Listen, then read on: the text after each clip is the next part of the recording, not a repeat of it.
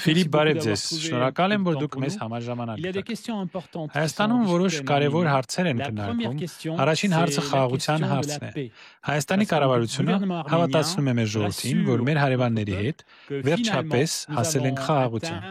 Ըստ ձեզ, որպես միջազգային իրավունքի մասնագետ, արդյոք Հայաստանը հասել է խաղաղության։ Այս պահին, նայելով փաստերին, մենք կարող ենք արձանագրել, որ ագրեսիա տեղի չի ունենում եւ Ադրբեջանի զինված ուժերը առաջխաղացում չունեն, չեն տեղակայվում։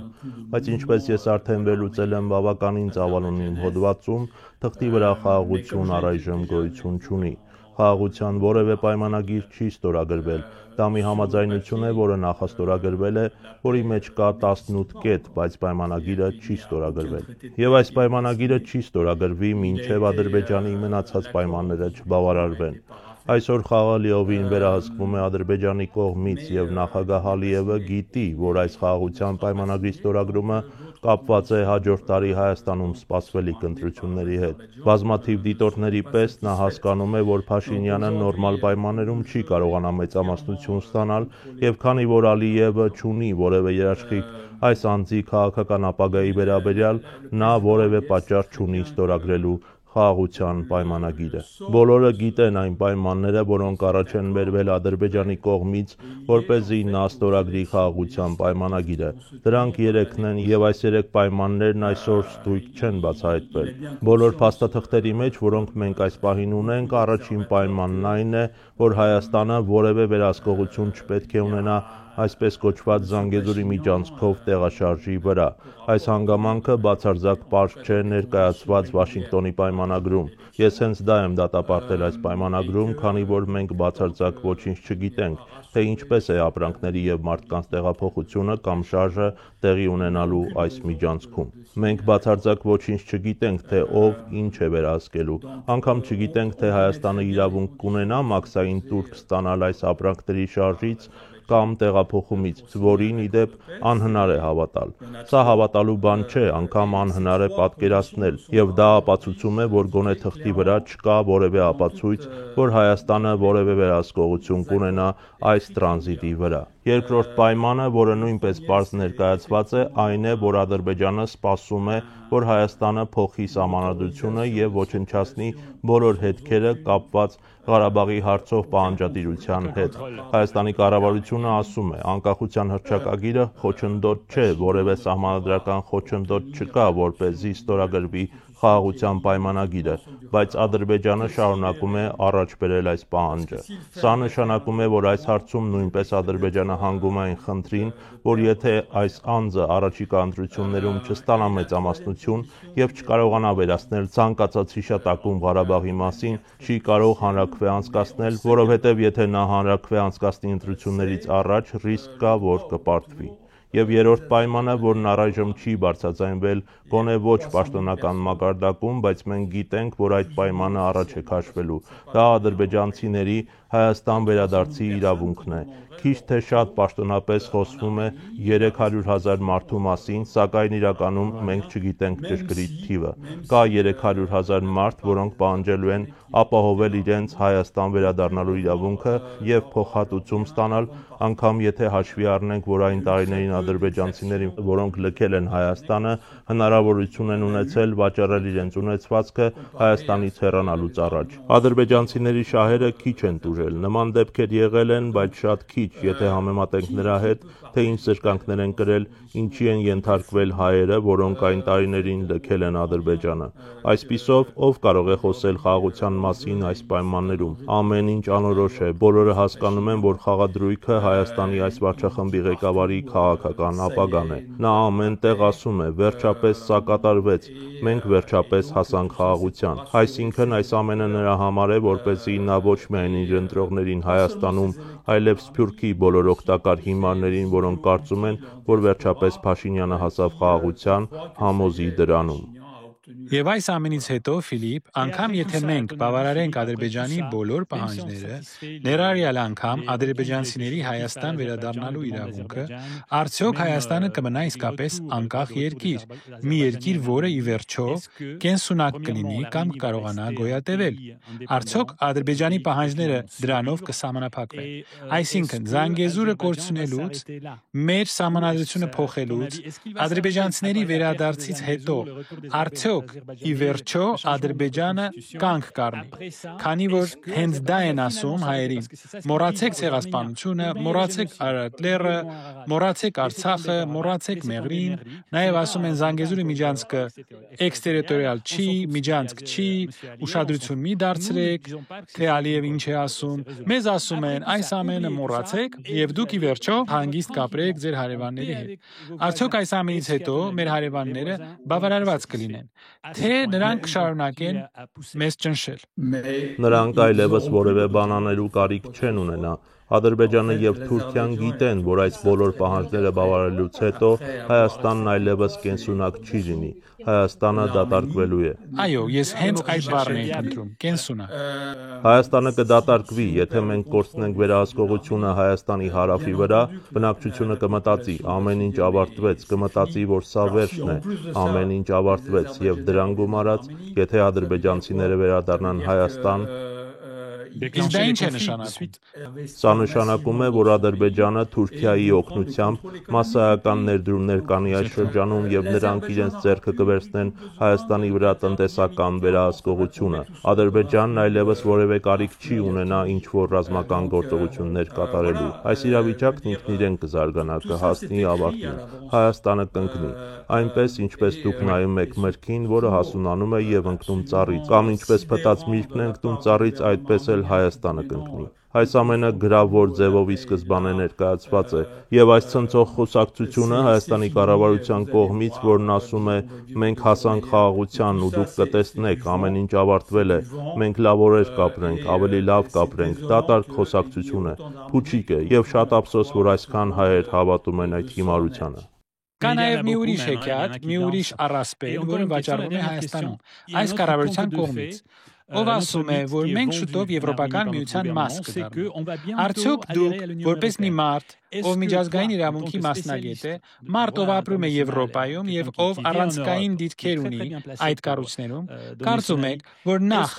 սա իրական հնարավորություն է, որպեսզի Հայաստանը Եվրոպական միության անդամ դառնա, եւ արդյոք դուք երբևիցե լսել եք, որ որևէ մեկը Եվրոպայում, ով եվրոպական որևէ երկրի ղեկավար է, երբևիցե ասած լինի, այո, այսօր վաղը կամ ինչ որ մի օր հնարավոր է, որ Հայաստանը մաս կդառնա Եվրոպական միության։ Ձեր կարծիքով, արդյոք սա ճիշտ է կամ հնարավոր է։ Իհարկե բոլորին պարզ է, որ դա խաբեություն է, սուտ է, եւ ես կբացատրեմ ինչու, եւ թե ինչու է Եվրոպական միությունն այսքան ուշադրություն դարձնում Հայաստանի վրա այժմ։ Եվրոպական միության այդչափ ուշադրությունը Հայաստանի նկատմամբ բացարձակապես պայմանավորված է աշխարհաքաղաքական պատճառներով։ Եվրոպական միությունն անում է ամեն ինչ, որպեսզի Հայաստանը խզի իր կապերը Ռուսաստանի հետ։ Այսինքն սա գեոպոլիտիկ խաղ է։ Կարելի է քննարկել այս խաղը, կարելի է ասել ինչ ուզում ես, բայց ցանկացած դեպքում այս խաղը որևէ ձևով չի անդրադառնա Հայաստանի Եվրոպայի մաս դառնալու վրա, որովհետև սա չի կարող տեղի ունենալ ոչ 10 տարի հետո, ոչ 20 տարի հետո։ Ես կբացատրեմ ինչու։ Երկու հանգամանք պետք է նկատի առնել։ Առաջինն այն է, որ Թուրքիան վերսկսել է իր Եվրոպական միություն մտնելու գործընթացը, որը նախաձեռնել էր 2004 թվականից։ Մենք գիտենք, որ այդ գործն առաջ չի գնում եւ չի գնա։ Եթե դուք խոսեք Թուրքիայի ներկայացուցիչների հետ, նրանք ասում են Հայաստանի վարչախմբի ղեկավարը գժվել է, նա կարծում է, որ նա Եվրոպայի մաս կարող է դառնալ մեզանից առաջ։ Թուրքիան դա պարզ ասել է եվրոպացիներին, անգամ եթե դա արվել է ոչ պաշտոնական ձևով։ Իհարկե, այո, հենց այդպես էլ կա։ Սա առաջին բուն խնդիրն է եւ երկրորդը Եվրոպական միության անորոշ ապագան է։ Մենք պետք է հաշվի առնենք, որ Եվրոպական միության ապագան բացարձակ երաշխավորված չէ։ Ոչ մի երաշխիք չկա, որ Եվրոպական միությունը ապագա կունենա։ Այսօր Եվրոպական միությունը հիմնված չէ ինչ որ ռեալ կամ մեծ հիմքերի վրա։ Այն հիմնված է ինչ որ ընդհանուր կանոնների եւ երկրների միջև ազատ շուկայի պայմանագրի վրա, բայց քաղաքական առումով այն բացարձակ գոյություն չունի։ Եվրոպական միությունը քաղաքական առումով գոյություն չունի։ Եվրամիությունը փորձում է գոյություն ունենալ Ուկրաինայի եւ Ռուսաստանի միջև առճակատման համատեքստում, բայց որպես քաղաքական միավոր Եվրոպան դեռ գոյություն չունի։ Չկա համաձայնություն, չկա կոնսենսուս այս հարցի վերաբերյալ։ Այսինքն Եվրոպական միությունը չի կարողանա քննարկել Հայաստանի մուտքի անդամակցության հարցը առանց Վրաստանի եւ Ադրբեջանի միաժամանակ Եվրոպական միության մաս դառնալու հարցի քննարկման։ Ճիշտ այդպես էլ կա։ Այո, ուրիշ ձև չի կարող լինել։ Եվրոպական միությունը երբեք չի ընդունի, որ Հայաստանը միայնակ մաս դառնա Եվրոպական միության, եթե իր հարևանները նույնպես Եվրոպայի մաս չդառնան։ Մանավանդ, որ Հունգարիան իր համաձայնությունը չի տա։ Չեք կարծում։ Հունգարիան արդեն մի քանի անգամ մերժել է Հայաստանին ֆինանսական օգնություն տրամադրելու առաջարկը 2024 թվականին, 25 թվականին եւ անկասկած համաձայնություն չի տա, որ Հայաստանը Եվրոպական միության մաս դառնա Թուրքիայից առաջ։ Ոչ միայն Հունգարիան, սա ուղղակի առիթ է այս ամբողջ պատմության մեջ։ Եվրոպական միության որևէ երկիր լրջորեն չի սպասում, որ Հայաստանը Եվրոպական միության մաս դառնա։ Դրա ապացույցը մենք ունենք, կա որևէ մեկը, որ ասել է, ոչ, մենք Հայաստանը չենք ընդունի ԵՄ կազմի մեջ։ Ոչ, իհարկե ոչ, գեոպոլիտիկ պատճառներով պայմանավորված դրա մասին չեն բարձրաձայնում։ Որպեսզի խաղան հայ ժողովրդի հետ։ Այո, ճիշտ այդպես էլ կա։ Արթուր, նայեք ուղղակի մի փաստի, մի շատ կոնկրետ փաստի։ Արդեն 25 տարի է, որ Եվրոպական միությունը խոստանում է հեշտացնել վիզային ռեժիմը Հայաստանի քաղաքացիների համար։ 25 տարի։ 25 տարվա ընթացքում դա շատ հեշտ լուծվող հարց էր, բայց դա մինչև օրս չի արվել։ Ինչ է դա նշանակում։ Նշանակում է, որ սա խաղ է։ Դուք պետք է լավ հասկանաք, սա սկանդալ է, սա խայտառակություն է, սա ուղղակի ամոթալի է, խայտառակություն է այսպես խաղալ հայ ժողովրդի հետ։ Նշանակում է, որ նրանք ձեռք են առնում Հայաստանին եւ Հայաստանի քաղաքացիներին։ Սա ինձ հիշեցնում է Սևրի պայմանագիրը 100 տարի առաջ։ Նույն դատարկ խոստումները, գեղեցիկ բառերը եւ ի վերջո դուք արդեն փոքր-ինչ պատասխանեցիք այս հարցին, եթե չկան սահմանապահներ, եթե չկա մաքսատուն, այսպես կոչված Զանգեզուրի միջանցքում, արդյոք Հայաստանը ինքնիշխանություն կունենա այս տարածքի վրա, եթե Ալիևը ասում է, ես հայրի երես չեմ ուզում տեսնել այնտեղ։ Այո, հենց այդպես։ Եթե չկա հայկական մաքսատուն, արդյոք սա Հայաստանի սուվերեն տարածք է, եւ արդյոք մենք գիտենք ամերիկացիները ինչ են անելու այս միջանցքի հետ, ում են նրանք տալու վերահսկողությունը։ Այո, հենց այդպես էլ կա, այս իրավիճակը գնալով ավելի անհասկանալի է դառնում, բայց ինձ համար գնալով պարզ դարձավ այն բանից հետո, երբ ես իմ առաջին վերլուծությունն արեցի Վաշինգտոնի համաձայնագրի վերաբերյալ։ Եթե մենք վերլուծենք այս ամենը, ինչ ասված էր վերջին 2-3 շաբաթների ընթացքում, շատ հետաքրքիր բաներ կնկատենք։ Առաջինը, Ադրբեջանը հաստատել է, որ իրենք այս միջանցքում ունեն բացարձակ ազատ եւ անխոչնդոտ վերահսկողություն։ Այս միջանցքում ադրբեջանցիները կունենան բացարձակ, ազատ եւ անխոչնդոտ տեղաշարժվելու իրավունք։ Սա առաջին կետն է եւ նրանք փոխզիջման չեն գնում այս հարցում։ Սա նշանակում է, որ Հայաստանը որևէ բան չի վերահսկելու։ Երկրորդ կետը 2-3 օր առաջ փոխվարչապետն ասել էր, որ Միացյալ Նահանգները շարունակում են շատ լրջորեն իրագործել այն լոգիստիկան, որը կառավարելու է այս միջանցքը, եւ նա անգամ չնշեց, որ Հայաստանն այդտեղ դեր ունի։ Սա նշանակում է, որ Միացյալ Նահանգներն են իրենց ձեռքը վերցնելու միջանցքի ամբողջ վերահսկողությունը։ Եվ եթե մենք այս բոլոր էլեմենտները վերլուծենք, իմանալով կամ հաշվի առնելով, թե ինչ սիրո խոստովանություն կա Թրամփի եւ Ալիևի միջև, մենք անհանգստանալու պատճառներ ունենք, որովհետեւ նախագահ Թրամփը շատ լավ գիտի, թե ով է Ալիևը, եւ միաժամանակ նա պատկերացում չունի, թե որտեղ է գտնվում Հայաստանը, եւ անգամ Հայաստանի այս վարչախմբի ղեկավարին Փաշինյանին չի ճանաչում։ Ասում է այն մյուս տղեն։ Այո, Շարմ էլ-Շեյխում նա անգամ չէր հիշում, թե ով է Փաշինյանը եւ անգամ չէր հիշում նրա անունը։ Ինչ ամոթ է։ Այսինքն պատճառներ կան անհանգստանալու։ Ինձ համար, որպես մուլտինացիոնալ ամերիկյան կորպորացիաներում աշխատելու փորձ ունեցող մարդու,